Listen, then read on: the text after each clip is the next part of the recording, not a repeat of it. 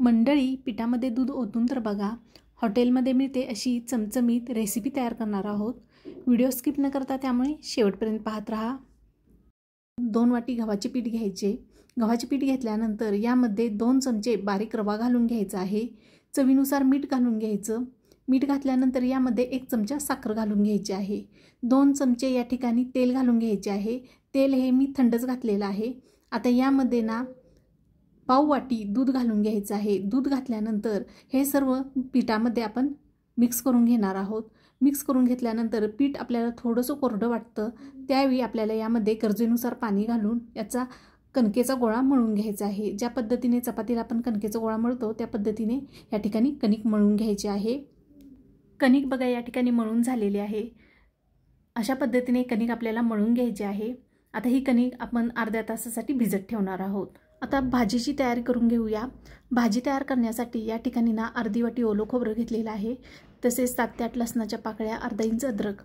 आता 15 मिनिटं या ठिकाणी 7 ते 8 काजू आणि 2 चमचे मगजबी भिजवून घेतलेले आहेत। हे भिजवलेले काजू आणि मगजबी या मिक्सरच्या भांड्यामध्ये काढून घ्यायचे आहेत आणि मिक्सरवरती याची बारीक पेस्ट तयार करून घ्यायची आहे।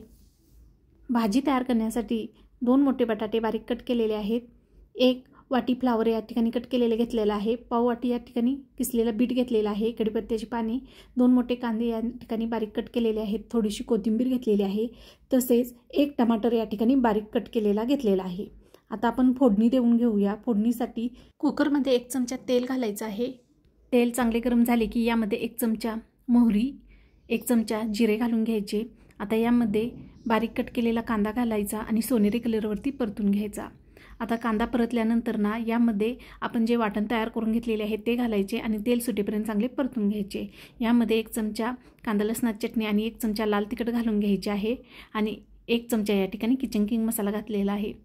चांगले परतून घ्यायचे। नंतर यामध्ये कट केलेल्या सर्व भाज्या घालून घ्यायच्या, चांगल्या त्याही परतून घ्यायच्या आणि 1 ग्लास या ठिकाणी गरम पाणी घालून घ्यायच्या। गरम पाणी घातल्यानंतर मीठ घालून, थोडीशी कोथिंबीर घालून आपल्याला कुकरची टोपण लावून घ्यायचं आहे आणि याची 1 शिट्टी काढून घ्यायची आहे। मस्तपैकी ना भाजी आपली या ठिकाणी बनवून तयार होते। कुकरची 1 शिट्टी काढून घेतली। कुकर थंड झाल्यानंतर बघा भाजीला किती मस्तपैकी कलर आलेला आहे। आता ही भाजी आपली खाण्यासाठी तयार झालेली आहे। कणिक ही या ठिकाणी मस्तपैकी भिजली गेलेली आहे।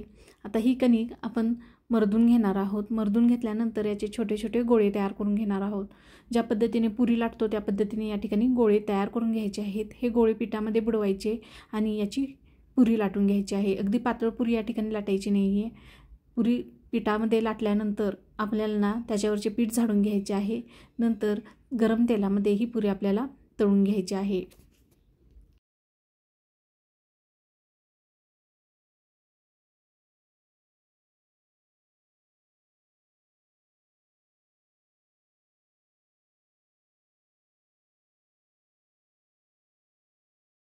मस्त टम्म फुगलेल्या पुऱ्या बनवून तयार होतात आणि खायलाही तितक्याच छान लागतात। आता या ठिकाणी ना ही पुरी भाजीची मी रेसिपी तुमच्याबरोबर शेअर केलेली आहे। अशा टम्म फुगलेल्या पुऱ्या आणि भाजी खायला खूपच छान लागते। तुम्ही ही रेसिपी नक्की ट्राय करून बघा। आवडल्यास लाईक, शेअर आणि सबस्क्राईब करायला विसरू नका। परत भेटूया नवीन रेसिपी बरोबर। तोपर्यंत रामकृष्ण हरी, धन्यवाद।